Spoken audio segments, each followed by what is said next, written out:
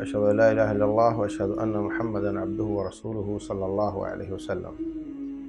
روزہ کیا ہے؟ روزے کا عربی میں لفظ ہے صوم۔ صوم کا معنی ہوتا ہے رک جانا۔ تو روزے کا معنی ہوا کہ اللہ تبارک و تعالی جس کام سے روکے اس سے رک جانا۔ دوران رمضان یا دوران روزہ اللہ تعالیٰ فرمائے حلال بیوی سے رک جا، حلال روٹی سے رک جا، تو رک جانا۔ اور روزے کے علاوہ پھر یہ عادت رکنے کی جب ہو جائے تو روزے کے علاوہ بھی اللہ تعالیٰ کی محرمات سے رک جانا، جس سے اللہ تعالیٰ نے منع کیا ہے، اس کا نام روزہ ہے۔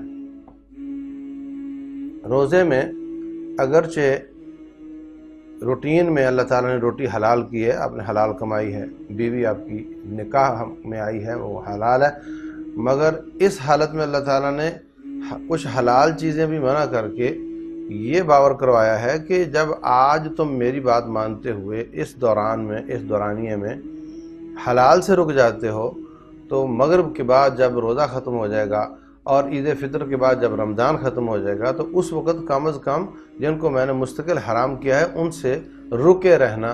تو یہ رمضان ایک ریہرسل ہے، یہ ایک مشق ہے۔ جیسے جانور کو بھی سدھایا جاتا ہے، گھوڑے کو دائیں موڑ بائیں موڑ بھاگ رک جا، تو وہ آپ کے اشاروں پہ چلنے لگ جاتا ہے۔ تو اللہ تبارک و تعالیٰ انسان سے یہ چاہتا ہے، کیونکہ یہ اللہ کا غلام ہے، اللہ کا بنایا ہوا غلام ہے، تو یہ بھی اللہ تبارک و تعالیٰ کے کہنے مانے، اللہ کا کہا مانے، اور رب ذوالجلال والاکرام کی باتیں جب وہ فرمائے چل دے تو یہ چل دے، جب فرمائے رک جا تو یہ رک جائے۔ یہ اصل میں عبودیت ہے، اور جو بندہ عبد ہوتا ہے وہ معبود نہیں ہوتا۔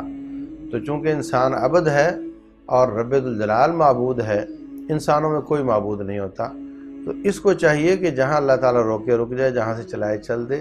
اس بات کی پریکٹس ہوتی ہے رمضان المبارک میں۔ تو ایک دن میں انسان کو تمام ایسی چیزوں سے روک دیا جاتا ہے کہ بس اوقات انسان بالکل پابند ہو جاتا ہے۔ مثلا رمضان بھی ہو اور آپ احرام کی حالت میں بھی ہو اور نماز کا وقت بھی قریب ہو، اب آپ وضو توڑنے سے بھی پابند ہے، نہیں توڑ سکتے، نماز قریب ہے، اور اب آپ جو احرام کی پابندیاں ہیں، ناخن بال وغیرہ خوشبو، اس کی بھی پابندی ہے، اور اوپر سے آپ کا روزہ بھی ہے، آپ کچھ کھا بھی نہیں سکتے۔ تو یہ سب پابندیاں انسان کو سکھاتی ہیں کہ اللہ تبارک و تعالیٰ کی بات ماننے کا عادی ہو جائے۔ جب روزہ ختم ہو جائے تو کم از کم اللہ کی حرام کو تو حرام سمجھے۔ لیکن انسان اگر یہ کرے کہ روزے کی حالت میں تو اللہ کی حلال کو بھی حرام سمجھے رب کی بات مانتے ہوئے، اور روزہ ختم ہو جائے تو اس کی حرام کو بھی حلال سمجھے، تو یہ اس نے رمضان سے کچھ نہیں کمایا ہے، اس کو رمضان کوئی فائدہ نہیں دے گا، اس لیے کہ اس نے اس کو خالی ایک رواج سمجھا ہے۔ تو جس شخص کا روزہ اس جہان میں اس کے کام نہیں آئے گا، اس کا روزہ اگلے جہان میں بھی کوئی فائدہ نہیں دے گا۔